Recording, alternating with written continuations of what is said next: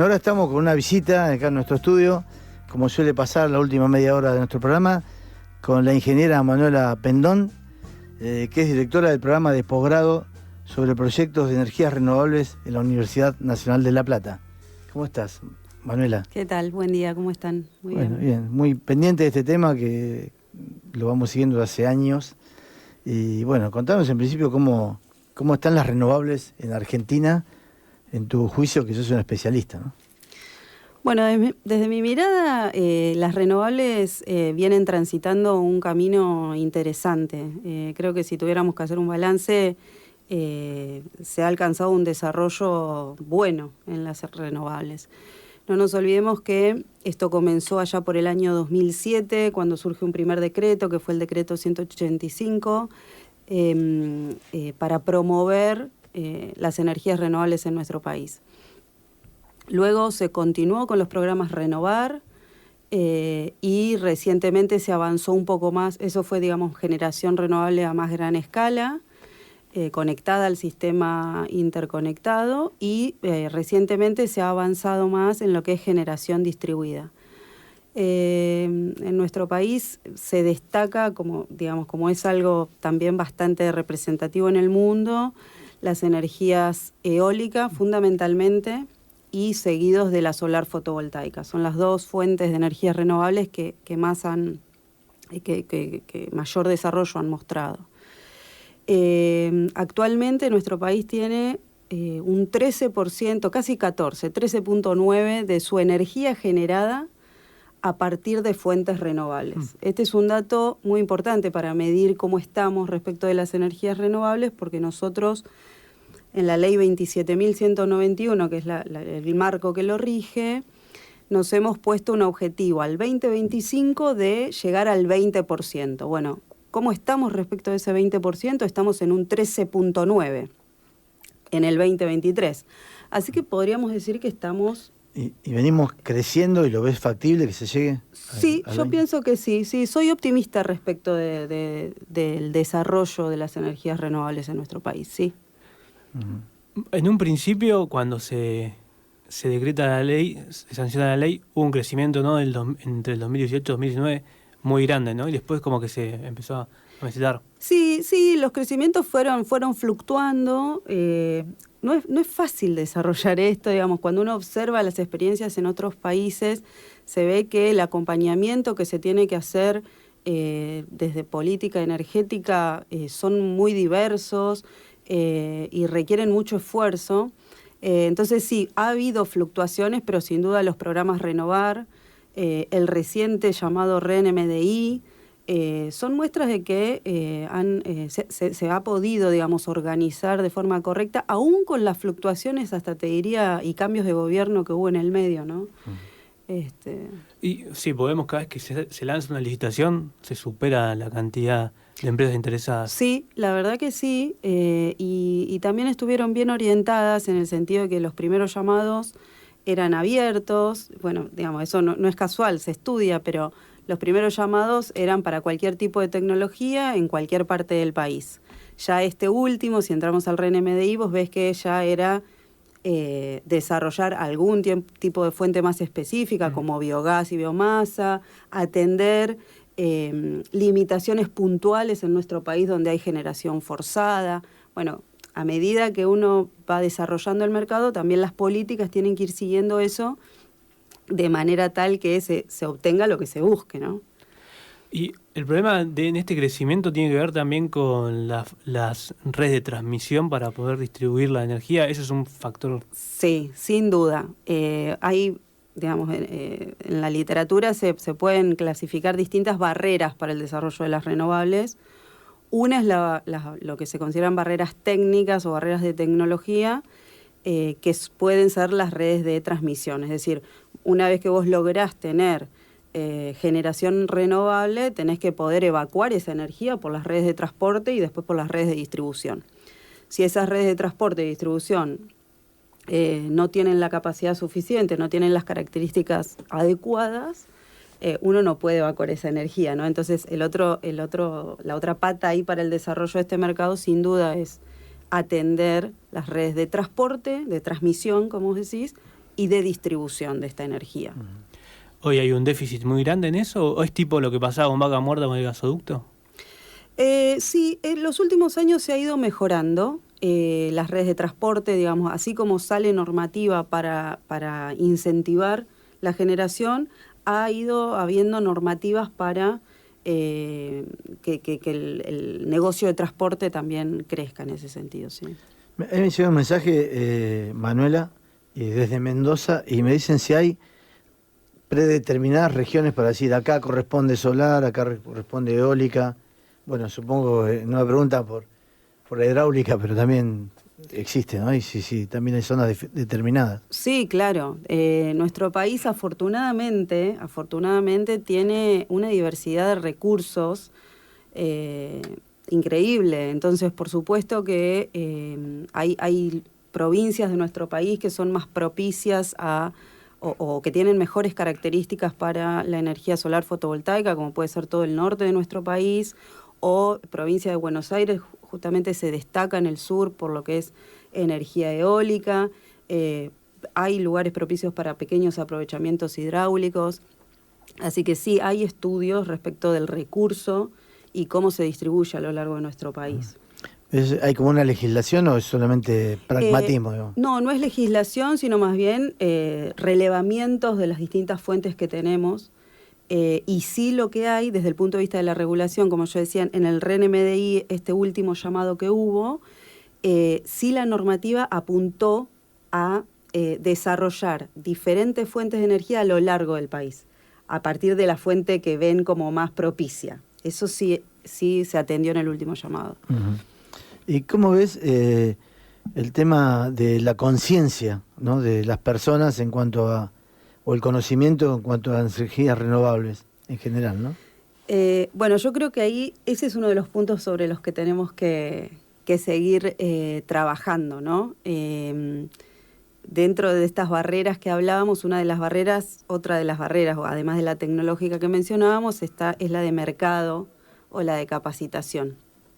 Y cuando decimos capacitación, uno enseguida piensa ingenieros pensando en energías renovables, y la verdad es que no, es que tenemos que pensar en la capacitación en todos los niveles, ¿no? Porque ahora que tenemos ya generación, decíamos al comienzo, en un porcentaje que está de acuerdo al objetivo propuesto y que hacemos un diagnóstico, un balance que es bueno, que es optimista, bueno, tenemos que concientizar a los pequeños consumidores para que vean la necesidad de avanzar hacia la generación distribuida, poner el panel en su casa o lo que fuera. Y a las industrias también, para que parte de su consumo, aun cuando ellas ya hoy están obligadas en parte, pero para que parte de su consumo también busquen atenderlo con estas fuentes renovables.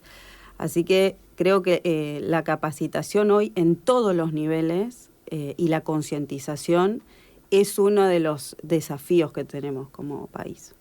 Y en el caso de todo lo que es la generación, ¿se necesitan también generar centros de almacenamiento de la energía? Bueno, esa es una pregunta muy interesante. Las energías renovables, sobre todo las que tenemos más desarrolladas, la eólica y la solar fotovoltaica, tienen esta característica de la intermitencia. Es decir, cuando no está el recurso o cuando el recurso está en mayor o menor medida, digamos, es una generación que es muy variable, te genera incertidumbre en el sistema eléctrico. Es por ese motivo que desde ese lado tienen una desventaja respecto de la generación térmica, ¿no? Pero la aparición del almacenamiento, la posibilidad de almacenar esta energía para poder usarla cuando el recurso no está disponible, casi que las pone en paralelo con la generación a partir de fuentes fósiles. Entonces sí, el almacenamiento es un paso importante. En el último llamado de RENMDI de generación se distinguió los proyectos solares fotovoltaicos y solares fotovoltaicos con almacenamiento y se les dio una tarifa preferencial para tratar de incentivar esos proyectos, ¿no? Porque sin dudas mejoran la seguridad eléctrica del sistema.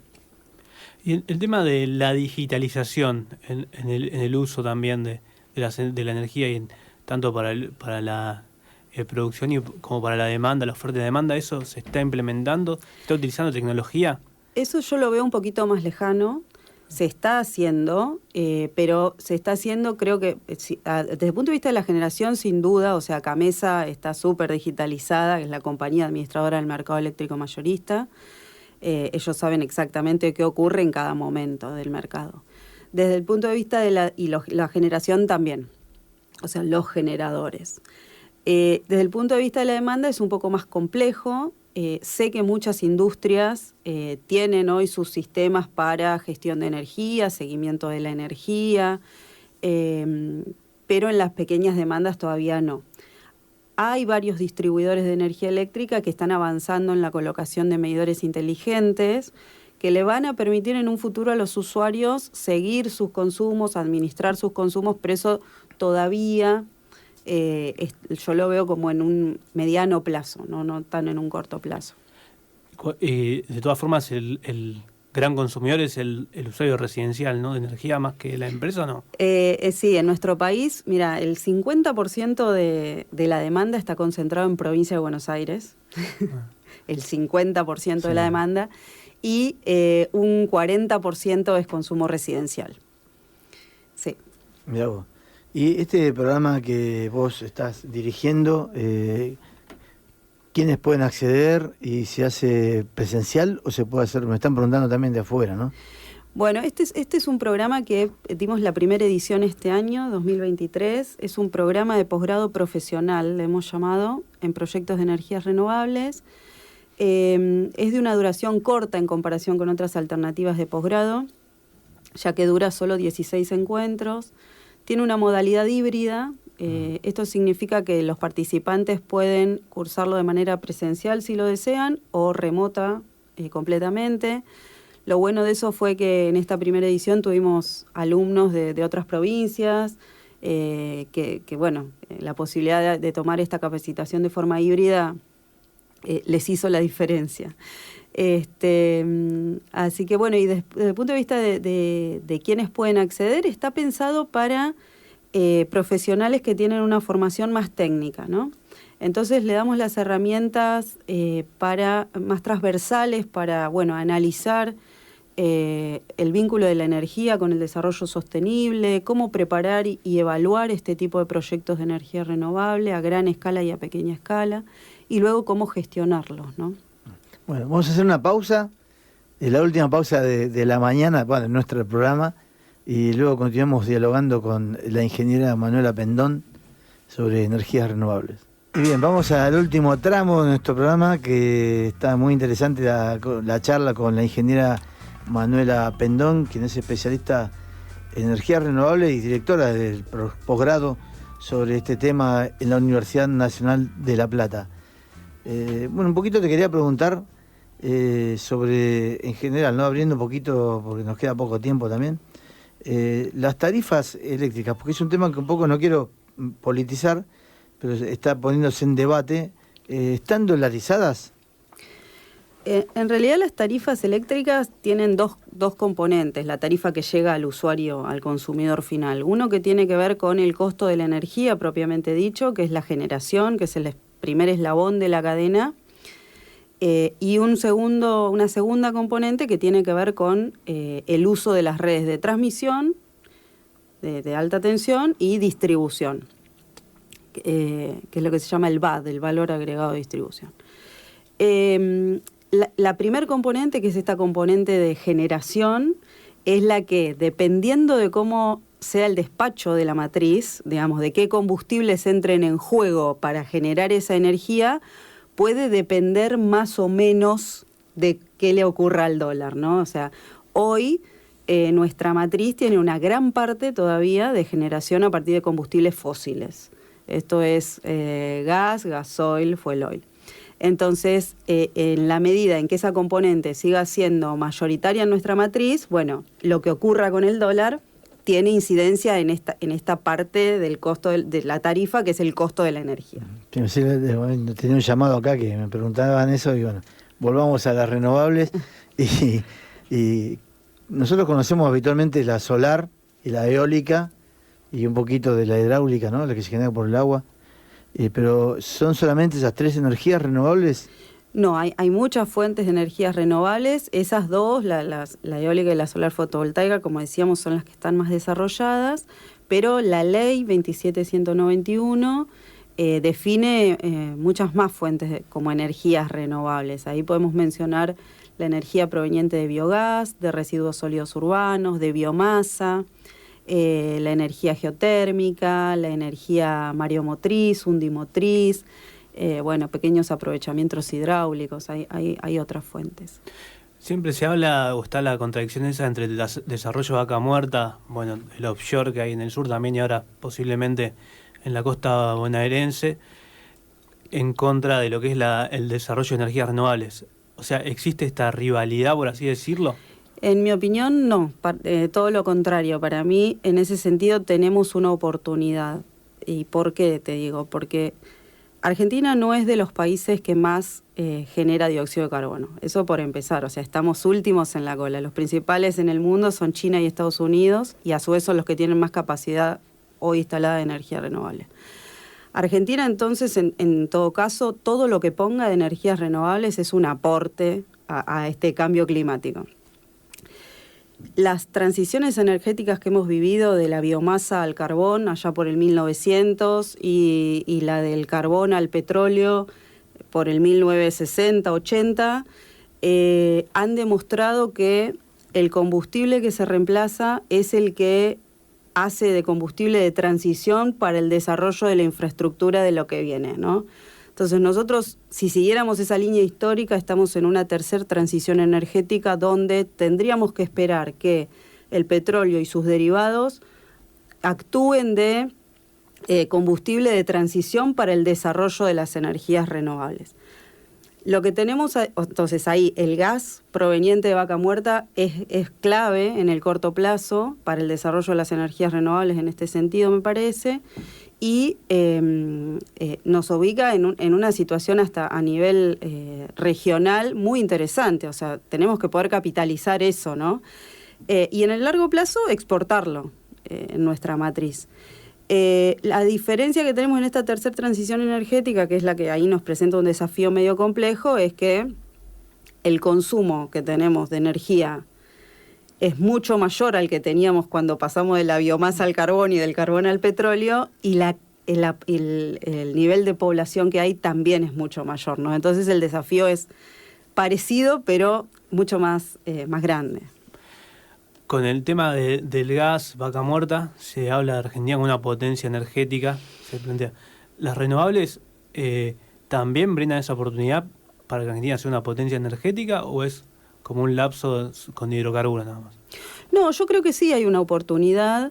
En ese sentido creo que habría que pensar en modelos de negocios y normativas más creativas que nos permitan de alguna forma, bueno, la energía se genera en el lugar, si vos me preguntás desde el punto de vista del producto de energía, bueno, se genera acá y a lo sumo lo podremos vender a países limítrofes, ¿no? Claro. Ahora, creo que sí hay un potencial ahí en lo que tiene que ver con investigación, desarrollo, tecnología. Bueno, habría que ver qué es lo que podemos hacer con eso y pensar, como digo, modelos de negocios más novedosos que quizás nos permitan de alguna forma meter en la balanza a aquellos países que más contaminación generan y que no tienen los recursos que tenemos nosotros como país para generar energías renovables, y nosotros que no contaminamos prácticamente y tenemos esas fuentes. Bueno, ¿cómo podemos encontrar esas dos necesidades, ¿no?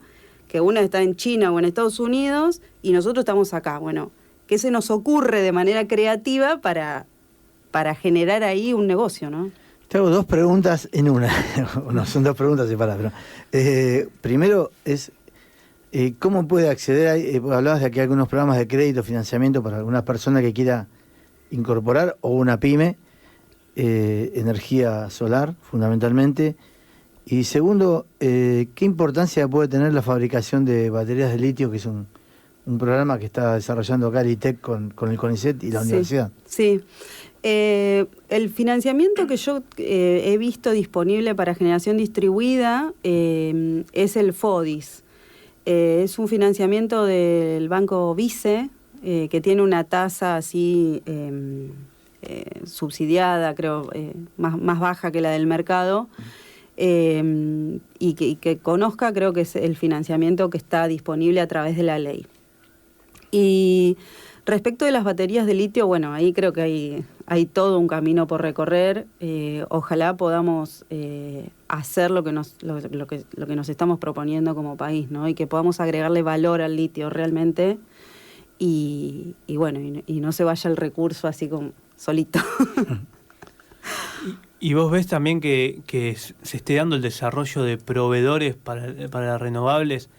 Tanto, no sé, por ejemplo, para lo que es eólica, algún producto de las aspas o de... Sí, si uno compara la situación hoy versus la que teníamos en el 2007 cuando esto inició, sí, ha habido desarrollo de proveedores. De hecho, hoy, por ejemplo, las torres de acero de los molinos son de industria nacional, las torres de cemento lo mismo. Se están desarrollando proveedores en lo que tiene que ver con los soportes de paneles fotovoltaicos. Creo que sí, pero bueno, estamos en esa etapa del desarrollo donde ahora, bueno, la regulación tiene que apuntar a armar esa cadena de suministro, desarrollar más proveedores. Digamos, la instancia inicial ya pasó, creo. Estamos en esa segunda etapa donde hay que generar economía de escala. Uh-huh. Bueno, ya estamos pisando el cierre. Nos quedan siempre muchas preguntas, pero fundamentalmente quería preguntarte si para el posgrado está abierta la inscripción, cuándo se abre para poder participar, ¿no? Bien, no está abierta la inscripción todavía, la vamos a abrir más cerca de fin de año. La idea es dictar esta segunda edición a partir de marzo del año 2024, pero por cualquier información pueden acceder a la página de posgrado Facultad de Ingeniería, donde ahí vamos a ir compartiendo toda la información. Bueno, vos sabés que la semana que viene se hace Argentina Oil and Gas en la rural, y nosotros invitamos a todos porque vamos a estar ahí con un stand presentes por segundo año consecutivo. Es muy interesante la muestra, pues no son energías renovables, claro. Pero bueno, es una realidad que tiene Argentina que le genera también muchos ingresos, ¿no? Totalmente. Es sí. que es interesante. Pero se plantea el tema de la transición, o sea, no es que se quede ahí, digamos, como algo arcaico y conservador. Pero bueno, también te invitamos a que nos visites. Bueno, muchas gracias. Vas a estar por ahí, son 4 días, del 11 al 14. Pero bueno, nos vamos despidiendo.